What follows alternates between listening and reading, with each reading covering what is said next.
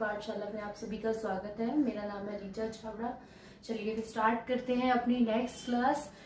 In the previous class we have discussed about detailed structure of anther, microsporogenesis, detailed structure of flower, and in this class we will study about the detailed structure of pollen grains and the formation of male gametophyte.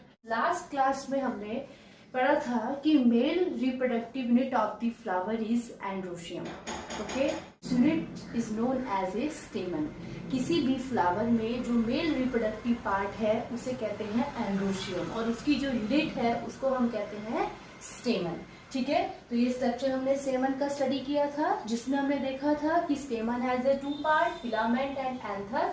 फिर हमने detail structure anther की study की थी, जिसपे हमें पता चला था कि anther if it is bilobe it is known as a dithecous anther, if anther has a one lobe it is known as a monothecous anther. Dithecous anther has a 4 microsporangia, so it is known as a tetrasporangiate also. Okay, जब हमने microsporangium को भी study किया तो हमें पता चला कि microsporangium has a special type of tissue. It is known as a sporogenous tissue and it will convert into pollen mother cell, and pollen mother cells by the process of reductional division meiosis give rise to 4 microspore. कि pollen mother cell micro meiosis करके 4 microspore को originate करेगी, पैदा करेगी। लेकिन जो microspore हमें मिलेंगे वो कैसे मिलेंगे? यूनाइटेड मिलेंगे। ठीक है, यूनाइटेड क्यों मिले? यूनाइटेड मिलेंगे और जो कैलोज एंजाइम की वजह से, कैलोज मटेरियल की वजह से आपस में यूनाइटेड रहते हैं। कैलोज एक मटेरियल होता है जिसकी वजह से कि माइक्रोस्पोर आपस में यूनाइटेड रहते हैं। ठीक है, टैपेटम एक लेयर हमने पढ़ी थी जो इंटरनल लेयर होती है एंथर की और जो न्यूट्रिशन भी देती है पोलन ग्रेन को, साथ ही साथ कुछ एंजाइम्स और हार्मोन भी सीक्रेट करती है जो उस पोलन ग्रेन के डेवलपमेंट में हेल्प करते हैं। ठीक है, तो टेपेटम एक एंजाइम सीक्रेट करती है जिसको हम बोलते हैं कैलेज एंजाइम। कैलेज एंजाइम क्या करता है कि जब ये माइक्रोस्पोर बन जाते हैं जो आपस में यूनाइटेड हैं कैलोज की वजह से, ये कैलेज एंजाइम उसको डिसॉल्व कर देता है, इस कैलोज को डिसॉल्व कर देता है, जिससे माइक्रोस्पोर जो है वो अलग अलग हो जाते हैं। ठीक है, माइक्रोस्पोर कहिए, पोलन ग्रेन्स कहिए, बात एक ही है। इमेच्योर कंडीशन में हम माइक्रोस्पोर बोल देते हैं, जब वो मैच्योर हो जाएंगे तो उसको हम पोलन ग्रेन बोल देते हैं। ठीक है, तो जब यहाँ तक हमने देखा कि मियोसिस के प्रोसेस से पोलन मदर सेल्स ने 4 माइक्रोस्पोर को गिव राइज किया, ओरिजिनेट किया, और वो माइक्रोस्पोर यूनाइटेड थे कैलोज की वजह से। तो टेपेटम ने कैलेज नाम का एक एंजाइम सीक्रेट किया, उसने इस कैलोज को डिसॉल्व करके इन माइक्रोस्पोर को अलग अलग कर दिया। ठीक है, अब ये माइक्रोस्पोर जो अलग अलग हो गए हैं उसमें से हमने एक माइक्रोस्पोर लिया, एक पोलन ग्रेन लिया और उसकी स्ट्रक्चर को स्टडी करना स्टार्ट किया। ठीक है, तो आज के लेक्चर में हम पोलन ग्रेन की ही डिटेल स्ट्रक्चर को स्टडी करेंगे। ये देखिए, ये पोलन ग्रेन जो होता है वो it is the first cell of male gametophyte generation. Male gametophyte नहीं कह सकते इसको अभी हम, ये क्या है, सिर्फ फर्स्ट सेल है, इसी से ही मेल गैमेटोफाइट आगे बनेगा। तो ये जो पोलन ग्रेन बना है, जब हम इसको देखते हैं तो हमें क्या दिखाई देता है? इट इज यूनिन्यूक्लिएट, इसमें एक ही न्यूक्लियस आपको नजर आ रहा है। ठीक है, हैप्लॉइड है। आपको सभी को पता है जब मियोसिस होता है तो मियोसिस में एक सेल से 4 डॉटर सेल्स बनती हैं और क्रोमोसोम का नंबर हाफ रह जाता है। ठीक है, तो ये हाफ है, ये सब कैसे हैं? हाफ हैप्लॉइड है। तो इसी में से हमने एक माइक्रोस्पोर लिया है, उसकी डिटेल स्ट्रक्चर को स्टडी करना शुरू करा। तो ये एन है, ये भी क्या है? एन है, यूनिन्यूक्लिएट है, एक ही सेल है और इसका साइज भी वेरी करता है।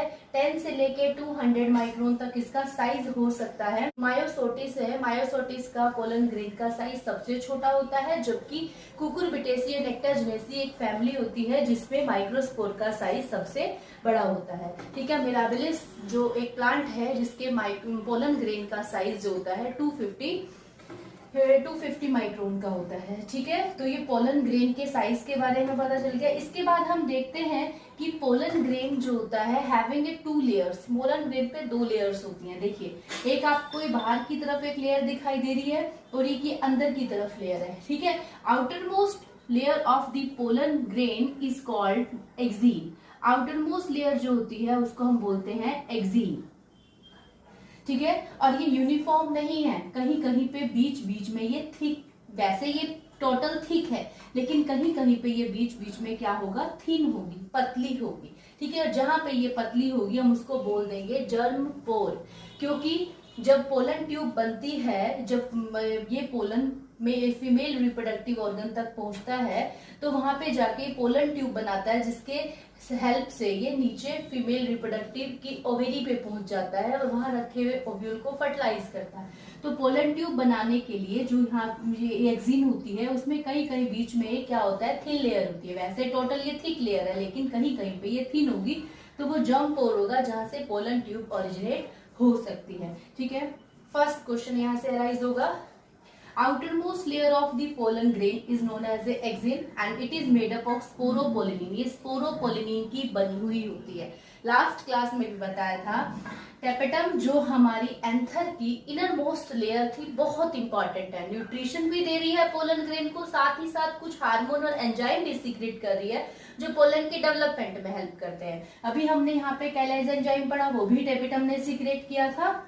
और टेपेटम यूबिश बॉडी सीक्रेट करती है, यूबिश बॉडी सीक्रेट करती है। ये यूबिश बॉडी का फंक्शन एक नंबर में अगर पूछ लिया जाएगा, या बहुत सारे कॉम्पिटिटिव एग्जाम में पूछ लिया जाता है कि यूबिश बॉडी किसके द्वारा सीक्रेट की जा रही है, टेपेटम के द्वारा सीक्रेट की जा रही है। और यूबिश बॉडी का फंक्शन क्या है कि यूबिश बॉडी क्या करती है, स्पोरोपोलिनिन बनाती है। और ये स्पोरोपोलिनिन जो यूबिश बॉडी सीक्रेट करती है, यूबिश बॉडी स्पोरोलिन जो सीक्रेट करती है, वो एक्सिन को बनाने में हेल्प करता है। तो exine is made up of sporopollenin, sporopollenin is secreted by Ubisch body and Ubisch body is secreted by tapetum. ठीक है, तो इसका फंक्शन, ये जो एक्सिन स्पोरोपोलिनिन की बनी हुई है, इंपॉर्टेंस क्या है जो हम इतना इसको स्टडी कर रहे हैं, तो स्पोरोपोलिनिन एक ऐसा सब्सटेंस है जो एक्सिन को बनाता है, जिसकी वजह से पोलन ग्रेन रेजिस्टेंस हो जाता है, पोलन ग्रेन के अंदर रेजिस्टेंस डेवलप हो जाता है।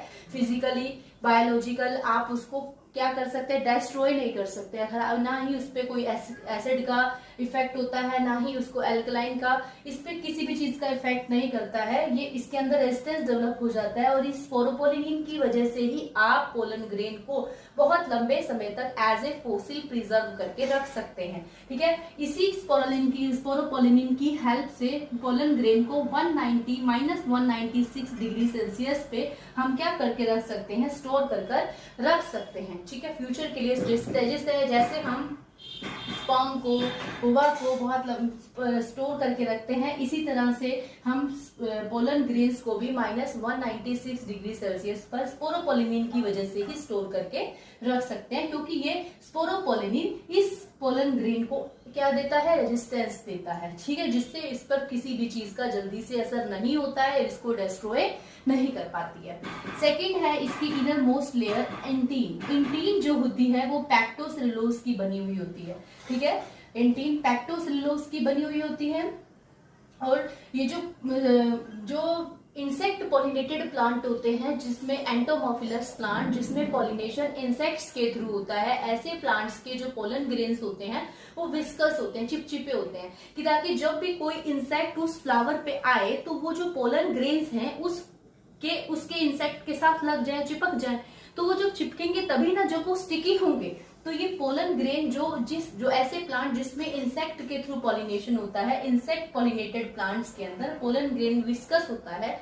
वो विस्कस भी जो उसका वो मटेरियल है जिससे वो स्टिकी बनता है, वो टेपेटम लेयर सीक्रेट करती है। टेपेटम लेयर पोलन किट नाम का पोलन किट सीक्रेट करती है, जो इस पोलन ग्रेन के चारों ओर एक लेयर टाइप बना लेता है, जिससे पोलन ग्रेन विस्कस हो जाते हैं, और जो इंसेक्ट पॉलिनेटेड प्लांट है उसमें वो हेल्प मिल जाती है। ठीक है, इसके साथ ही अगर हम पोलन ग्रेन्स के केमिकल कंपोजिशन की बात करते हैं कि क्या क्या केमिकल कंपोजिशन हमारे पोलन ग्रेन के अंदर प्रेजेंट है। ठीक है, तो पोलन ग्रेन के अंदर भी कार्बोहाइड्रेट 24 से 48% तक, प्रोटीन 7 to 26% तक, वाटर 7 to 16% तक, फैट 0.9 से लेकर के 14.5% तक, एंड ऐश जो होता है 0.9 से लेकर 5.4% तक। ये इसका केमिकल कंपोजिशन है। इसी की वजह से पोलन ग्रेन न्यूट्रिटिव हो जाते हैं। और कई कंट्री में, बहुत सारी कंट्री में क्या किया जाता है, पोलन ग्रेन को एज ए न्यूट्रिटिव सप्लीमेंट भी यूज किया जाता है। जो एथलीट्स वगैरह होते हैं उनकी एफिशिएंसी को बढ़ाने के लिए पोलन ग्रेन जो है वहां पर बहुत सारी कंट्रीज में एज ए न्यूट्रिटिव सप्लीमेंट भी यूज होते हैं। ठीक है, एक टर्म आती है palynology. Study of pollen grain is called palynology. ठीक है, PKK नैयर जो है हमारे इंडिया के फेमस पैलिनोलॉजिस्ट हैं। ठीक है, इस टर्म को अच्छी तरह से याद रख लीजिएगा। पैलिनोलॉजी क्या होता है? Study of pollen is known as A palynology. और इस ये टर्म को जो हाइडे और विलियम्स ने, दो साइंटिस्ट थे, उन्होंने दिया था। और जबकि जो इंडिया के फेमस पैलिनोलॉजिस्ट हैं PKK नैयर है। ठीक है, ये इंडिया के फेमस पैलिनोलॉजिस्ट हैं। और कहीं कहीं कंट्री में pollen grains as a arrow allergen भी काम करता है। पोलन ग्रेन की वजह से क्या हो जाता है, हमें एलर्जी भी हो जाती है। ठीक है, तो जैसे हे फीवर है, हे फीवर एक एम्ब्रोसिया नाम का प्लांट है, उसके पोलन जो होते हैं वो हे फीवर नाम की बीमारी करते हैं। ऐसे ही हमारे इंडिया में एमरेंथस, चीनोपोडियम, रिसिनस कम्युनिकेस जो होता है वो arrow allergen, arrow means air में प्रेजेंट है। और वो पोलन जब एयर में प्रेजेंट होंगे, जैसे कोई प्लांट पे पोलन ग्रेन प्रेजेंट होते हैं, जब हवा चलती है तो वो पोलन किस में आ जाएंगे, एयर में आ जाएंगे। तो वो एरो एलर्जन का काम करते हैं। एयर में प्रेजेंट है पोलन ग्रेन, वो क्या करते हैं, एलर्जी कॉज करते हैं। इसलिए उसका नाम जो रखा गया है वो एरो एलर्जन रखा गया है। एलर्जन मतलब एलर्जी कॉज करने वाले। ठीक है, एलर्जी कॉज करने वालों को एलर्जन। और एरो जो वर्ड लिया गया है वो लिया गया है एयर से, जो एयर में प्रेजेंट होकर के एलर्जी कॉज करते हैं। ऐसे पोलन ग्रेन्स के कुछ एग्जांपल है। हे फीवर इसी से ही होता है, बहुत बार क्वेश्चन में कॉम्पिटिटिव एग्जाम में पूछा गया है हे फीवर किसकी वजह से कॉज होता है। तो हे फीवर को कॉज करने वाले जो पोलन ग्रेन होते हैं वो आपके एम्ब्रोसिया नाम के प्लांट के होते हैं। ठीक है, तो इंडिया में रिसिनस कम्युनिकेस, चीनोपोडियम, एम्ब्रेंथस, ये सब जो है हमारे एरो एलर्जन है। ठीक है, इसके बाद हम स्टडी करेंगे डेवलपमेंट ऑफ मेल गैमेटोफाइट। देखिए, अभी इससे पहले मैंने बताया था कि पोलन ग्रेन जो है वो मेल गैमेटोफाइट नहीं है, लेकिन उसकी फर्स्ट सेल है जिससे मेल गैमेटोफाइट बनेगा। जब पोलन ग्रेन बन जाता है, जैसे यहाँ पे हम पोलन ग्रेन की स्ट्रक्चर बना देते हैं, पोलन ग्रेन बन जाता है तो उसके अंदर वैक्यूल प्रेजेंट नहीं होता है। ठीक है, जब धीरे धीरे वो माइक्रोस्पोर मैच्योर होता चला जाएगा तो उस पोलन ग्रेन के अंदर जो है क्या बन जाएगा, वैक्यूल बन जाएगा, बड़ा सा वैक्यूल बन जाएगा। और बड़ा सा वैक्यूल बनने के बाद ये जो उसका न्यूक्लियस होगा वो एक साइड में शिफ्ट हो जाता है। ठीक है, उसके बाद क्या होता है, जब इतना हो गया, हमारा माइक्रोस्पोर मैच्योर हो गया, उसके अंदर वैक्यूल प्रेजेंट हो गया, तो उसके बाद जो इसका ये सिंगल न्यूक्लियस है ये क्या करता है, डिवीजन करता है। कौन सा डिवीजन करता है, माइटोसिस डिवीजन करता है। माइटोसिस डिवीजन क्या होता है, इन विच 2 डॉटर सेल्स आर प्रोड्यूस, जिसमें 2 डॉटर सेल्स बनती है। तो ये एक है यूनिन्यूक्लिएट है जिसमें एक सेल है, इसमें एक न्यूक्लियस है। तो ये जब डिवीजन करेगा तो कितनी सेल्स बना लेगा, 2 बना लेगा। ठीक है, तो इसके डिवीजन से ये माइटोसिस डिवीजन करता है और माइटोसिस डिवीजन करने के बाद 2 न्यूक्लियस बना लेता है। एक न्यूक्लियस को हम क्या देते हैं, जनरेटिव सेल, या एक सेल टूटकर 2 सेल में डिवाइड हो जाती है, इसको जनरेटिव सेल्स और इसको वेजिटेटिव सेल्स बोल दिया जाता है। और ये क्या है, वैक्यूल। ठीक है, और इसके बीच में क्या आ जाता है, ये एक तरह से अलग अलग हो जाते हैं, सेपरेशन हो जाता है। जनरेटिव सेल इस तरफ, वेजिटेटिव सेल, ये वैक्यूल, इस तरह से माइटोसिस करके इससे 2 सेल्स बन जाती हैं। ठीक है, तो ये कितनी सेल है, एक और एक 2 सेल। इसको हम क्या कह सकते हैं, 2 सेल पोलन ग्रेन्स, 2 सेल वाला पोलन ग्रेन। 60% एंजियोस्पर्म के अंदर जो हमारा पोलन ग्रेन होता है वो इस टू सेल्ड स्टेज पर मेल फ्लावर को छोड़ देता है, शेड हो जाता है। तो this two celled pollen grain are shade from the anther, कि 60% एंजियोस्पर्म में ये 2 सेल वाला पोलन ग्रेन क्या करेगा, मेल फ्लावर को छोड़ देगा, एंथर को छोड़कर बाहर निकल जाएगा, और बाहर निकलकर किस पे पहुंच जाएगा, फीमेल रिप्रोडक्टिव पार्ट पे पहुंच जाएगा, स्टिग्मा पे पहुंच जाएगा, और स्टिग्मा पे पहुंचने के बाद आगे का प्रोसेस करता है। जबकि 40% एंजियोस्पर्म के अंदर एक प्रोसेस अलग से होगा, मतलब कि इससे आगे का प्रोसेस होगा। टू सेल्ड बनने के बाद वो क्या करता है,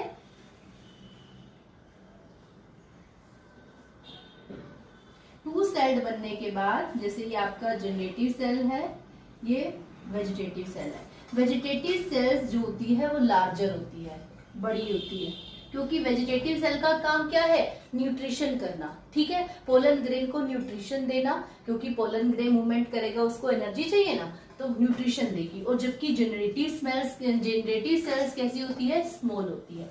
जनरेटिव सेल जो स्मॉल है, जो जर्म सेल्स है, एक तरह से मेल गैमेटोफाइट वही सेल बनाएगी जो हमारी जनरेटिव सेल है, ठीक है। अब ये टू सेल्ड स्टेज पे 60% एंजियोस्पर्म टू सेल्ड स्टेज पे शेड हो जाते हैं, और जो बाकी 40% एंजियोस्पर्म क्या करते हैं, ये जो जनरेटिव सेल है ये दोबारा से माइटोसिस करेगी,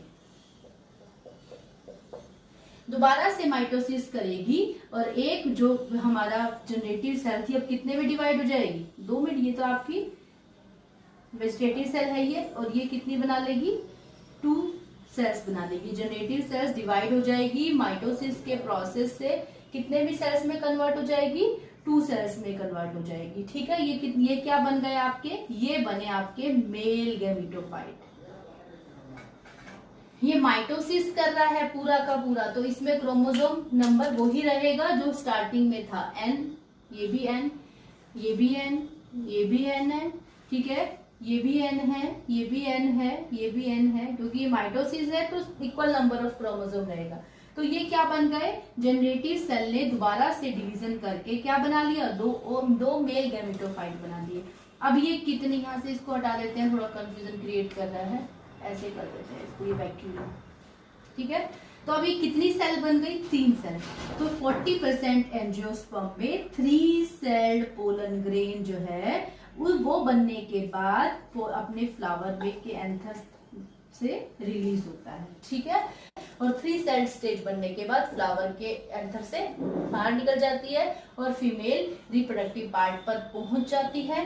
और फीमेल रिप्रोडक्टिव पार्ट में जाकर क्या करेगी, फीमेल रिप्रोडक्टिव पार्ट में जाकर ये क्या कर देगी, जब ये फीमेल रिप्रोडक्टिव पार्ट पे पहुंचेगी तो क्या हो जाएगा, फीमेल रिप्रोडक्टिव पार्ट का जो पार्ट है स्टाइल, एक केमिकल सिक्रेट करेगा, और केमिकल सिक्रेट करेगा तो ये जो हमारी इंटीन है ये अंदर की जर्म पोर से अंदर की तरफ इस तरह से ग्रो करना स्टार्ट करेगी, मतलब पोलन ट्यूब बनाना स्टार्ट कर देगी। पहले तो वेजिटेटिव सेल आगे आ जाएगी और पीछे हमारे 2 मेल गैमेटोफाइट, तो कितने, 2 मेल गैमेटोफाइट। ये इस तरह से करते करते कहाँ पहुंच जाएंगे, फीमेल रिप्रोडक्टिव ऑर्गन तक पहुंच जाएंगे, ठीक है। इस 2 सेल्ड पोलन ग्रेन में भी सेम ही होगा, बस क्या होगा कि ये 2 सेल्ड बनने पर फ्लावर को छोड़ देगा, फीमेल तक पहुंच जाएगा, उसके बाद जाके उसके ऊपर उसके स्टिग्मा पर जाने के बाद 3 सेल बनाएगा। लेकिन इस 40% एंजियोस्पर्म में क्या होगा, वो पहले से ही घर से 3 सेल बन के चलती हैं और वहां पे जाके सिर्फ पोलन ट्यूब बनाएंगी। लेकिन ये 2 सेल वाला जाके वो भी यही काम करेगा, पहले अपने आप को 3 सेल में कन्वर्ट करेगा। इसका जनरेटिव सेल डिवाइड होगा, दो मेल गैमेटोफाइट बनाएगा, उसके बाद ये अंदर की तरफ जाता है, ठीक है। तो ये हमने पोलन ग्रेन की स्ट्रक्चर और जो मेल गैमेटोफाइट की डेवलपमेंट को स्टडी किया, ठीक है। आई होप आप सभी को समझ में आ गया होगा कि मेल गैमेटोफाइट मेल गैमेटोफाइट किस प्रकार से बनता है, पोलन ग्रेन की स्ट्रक्चर क्या होती है, किस मटेरियल की वजह से पोलन ग्रेन के अंदर रेजिस्टेंस होता है, स्पोरोपोलिन का क्या फंक्शन है, ये सब चीजें आपको समझ में आ गई।